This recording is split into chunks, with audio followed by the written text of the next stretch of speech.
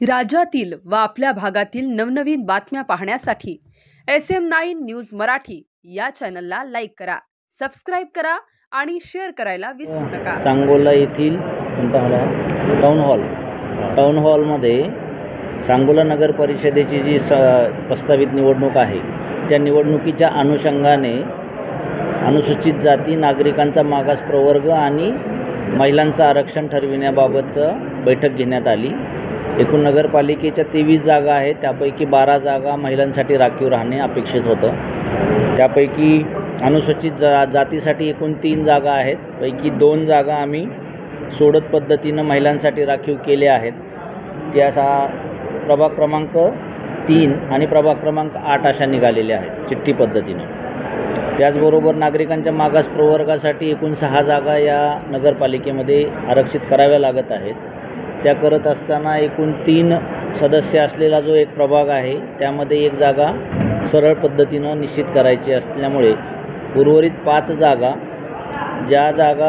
जे प्रभाग अनुसूचित जातीसाठी राखीव झाले ते सोडून उर्वरित 7 प्रभागापैकी 5 प्रभागांच्या आम्ही चिठ्ठ्या काढल्या असता त्या प्रभाग क्रमांक 1, 5, 6, 7 आणि 9 अशा प्रभागांच्या चिठ्ठ्या अनुसूचित जातीसाठी निघालेल्या आहेत आणि थेट पद्धतीनं प्रभाग क्रमांक 11ची जागा निश्चित झालेली आहे। या अशा 6 जागा नागरिकांच्या मागास प्रवर्गासाठी निश्चित झालेल्या असताना त्यापैकी 3 जागा महिलांसाठी आरक्षित करायच्या होत्या, त्या आम्ही चिठ्ठी पद्धतीनं सोडत पद्धतीनं निश्चित केल्या आहेत। त्यामध्ये प्रभाग क्रमांक 1, प्रभाग क्रमांक 6 आणि प्रभाग क्रमांक 11 येथील नागरिकांच्या मागास प्रवर्गाची जी जागा आहे ती महिलांसाठी निश्चित झालेली आहे।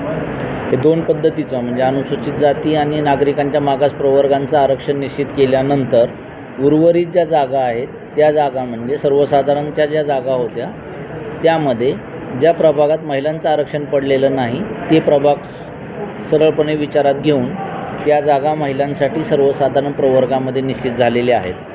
त्यामध्ये प्रभाग क्रमांक 2, प्रभाग क्रमांक 4, प्रभाग क्रमांक 5, प्रभाग क्रमांक 7, प्रभाग क्रमांक 10 आणि प्रभाग क्रमांक 11 जो 3 सदस्यांचा आहे त्यापैकीची एक जागा सर्वसाधारणच्या महिलांसाठी आरक्षित झालेली आहे। आजच्या या सभेसाठी मुख्याधिकारी सांगोला गवळीसाहेब यांनी खूप चांगल्या पद्धतीनं नियोजन केलं। मोठ्या संख्येनं प्रतिष्ठित नागरिक तालुक्यातील किंवा नगर परिषद क्षेत्रातील उपस्थित होते। त्यांनी काही शंकाही विचारल्या होत्या, आम्ही त्यांचं निरसन केलं आहे। त्यांना याच्याही नंतर काही शंका असतील तर ते आक्षेप घेऊ शकतात, परंतु ही प्रक्रिया एकदम सुरळीतपणे आणि पारदर्शकपणे पार पाडण्यात आली आहे।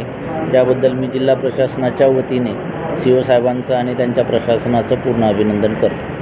धन्यवाद। घेण्यासाठी किती दिवस आहे? 14 तारखेला दिनांक 14 ऑक्टोबरपर्यंत आपल्याला हरकती सूचना नगर परिषद कार्यालयामध्ये मांडता येतील। कार्यालयामध्ये आज जे आरक्षण निघालं आहे त्याची आम्ही आजच थोड्या वेळामध्ये नोटीस बोर्डवरती प्रसिद्धी करू, त्यामुळे इतर आणि तो आपल्या माध्यमांना पण देऊ, जेणेकरून ते जे लोक आज इथं उपस्थित राहू शकले नाहीत त्यांच्यापर्यंत ती बातमी किंवा ती माहिती सहजपणे जाईल। थँक्यू।